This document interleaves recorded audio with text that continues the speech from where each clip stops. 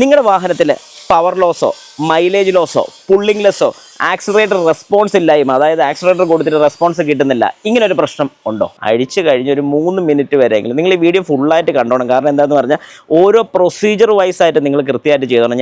നിങ്ങളൊരു വാഹനം യൂസ് ചെയ്യുകയാണെങ്കിൽ ഉറപ്പായിട്ടും നിങ്ങൾ അറിഞ്ഞിരിക്കേണ്ട ഒരു കാര്യമാണ് ഞാൻ ഈ ഒരു വീഡിയോയിൽ പറയുന്നത്. അതായത് നിങ്ങൾ ഒരിക്കലും മിസ് ചെയ്യാൻ പാടില്ലാത്തൊരു കാര്യം എന്താണെന്നല്ലേ, നിങ്ങളുടെ വാഹനത്തിൽ പവർ ലോസോ മൈലേജ് ലോസോ പുള്ളിംഗ് ലെസ്സോ ആക്സിലറേറ്റർ റെസ്പോൺസ് ഇല്ലായ്മ, അതായത് ആക്സിലറേറ്റർ കൊടുത്തിട്ട് റെസ്പോൺസ് കിട്ടുന്നില്ല, ഇങ്ങനെ ഒരു പ്രശ്നം ഉണ്ടോ? അങ്ങനെയാണെങ്കിൽ നിങ്ങൾക്ക് തന്നെ സിമ്പിളായിട്ട് പരിഹരിക്കാൻ പറ്റുമെന്ന് ഞാൻ പറഞ്ഞാൽ നിങ്ങൾ വിശ്വസിക്കുക.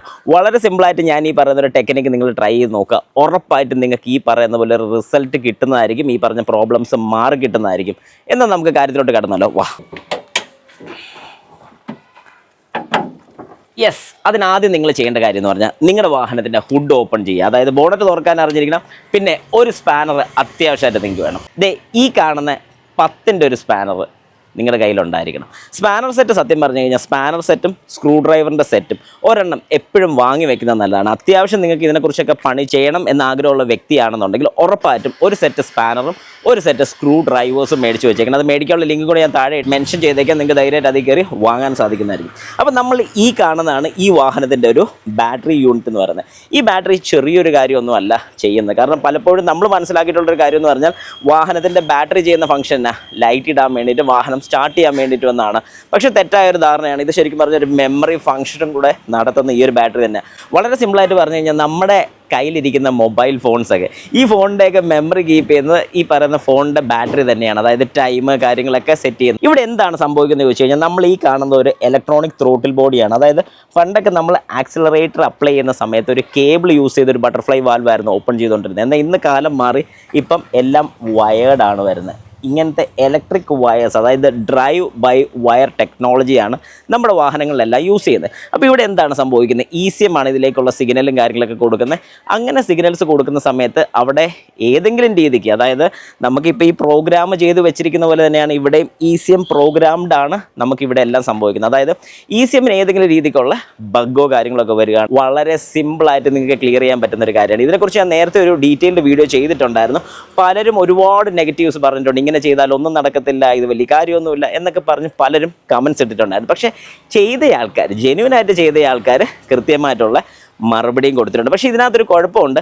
നിങ്ങൾ ചെയ്യേണ്ട പ്രൊസീജിയറും കൂടെ നിങ്ങൾ മനസ്സിലാക്കുക. അതായത് ഇപ്പോൾ ഈ ഒരു വാഹനത്തിൻ്റെ ബാറ്ററി നമ്മൾ നെഗറ്റീവ് അഴിക്കുക, നെഗറ്റീവ് അഴിച്ചു വിട്ട് പുറത്തോട്ട് മാറ്റി വെച്ച് ഒരു ഏകദേശം 3 മിനിറ്റ് വരെ, അതായത് അഴിച്ച ഉടനെ പിന്നെയും തിരിച്ച് കണക്ട് ചെയ്യേണ്ട കാര്യമില്ല, അഴിച്ച് കഴിഞ്ഞ് ഒരു 3 മിനിറ്റ് വരെയെങ്കിലും നിങ്ങൾ ഈ വീഡിയോ ഫുള്ളായിട്ട് കണ്ടോണം. കാരണം എന്താണെന്ന് പറഞ്ഞാൽ ഓരോ പ്രൊസീജിയർ വൈസ് ആയിട്ട് നിങ്ങൾ കൃത്യമായിട്ട് ചെയ്തോണം. ഞാൻ ഈ പറഞ്ഞ പോലെ ഒരു പ്രൊസീജിയർ ചെയ്തു, അടുത്ത 2 സ്കിപ്പ് ചെയ്തിട്ട് 3ാമത്തെ ചെയ്തിട്ട് കാര്യമില്ല. ഇങ്ങനെ ചെയ്യുന്നതിൻ്റെ കംപ്ലയിൻറ്റ്സ്, അല്ലെങ്കിൽ ഇങ്ങനെ നിങ്ങൾ നെഗറ്റീവ് അഴിച്ചു വിട്ട് കഴിഞ്ഞാൽ വരാൻ സാധ്യതയുള്ള കംപ്ലയിൻറ്റ് എന്താണെന്ന് ചോദിച്ചു കഴിഞ്ഞാൽ നമ്മുടെ വാഹനത്തിൻ്റെ മെമ്മറി നഷ്ടപ്പെടുകയാണ്. വാഹനത്തിൻ്റെ ഞാൻ ഉദ്ദേശിച്ചത് നമുക്ക് ഇൻഫർടൈൻമെൻറ്റ് സിസ്റ്റത്തിൻ്റെ മെമ്മറി പോയി. മെമ്മറി പോകുന്ന സമയത്ത് എന്ത് സംഭവിക്കുന്നത് വെച്ചാൽ നമ്മൾ പ്രീ സെറ്റ് ചെയ്ത് വെച്ചിരിക്കുന്ന കുറേ കാര്യങ്ങൾ നേരെ ഡിഫോൾട്ട് സെറ്റിങ്സിലോട്ട് പോകും.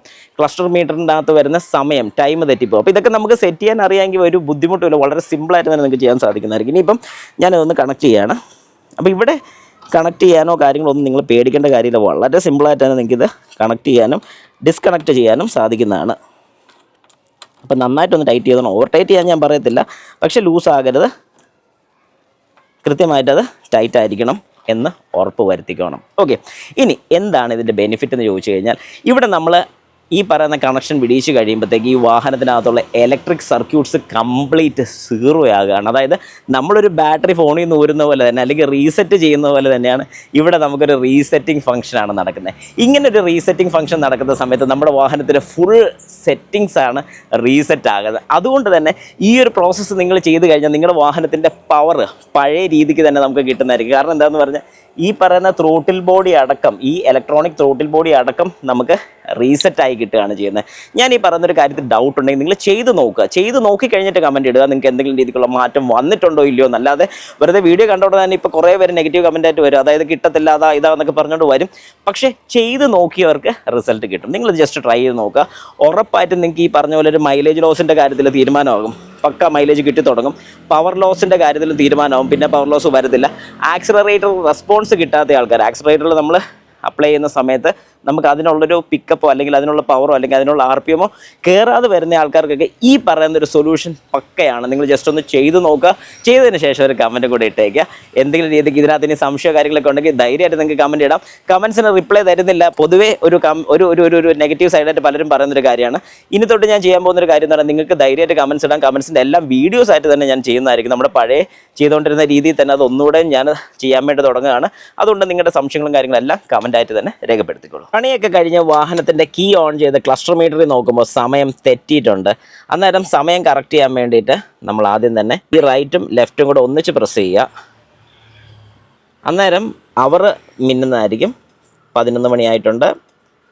10, 11, 12. ഓക്കെ, അപ്പം ടൈം സെറ്റ് ചെയ്തിട്ടുണ്ട്.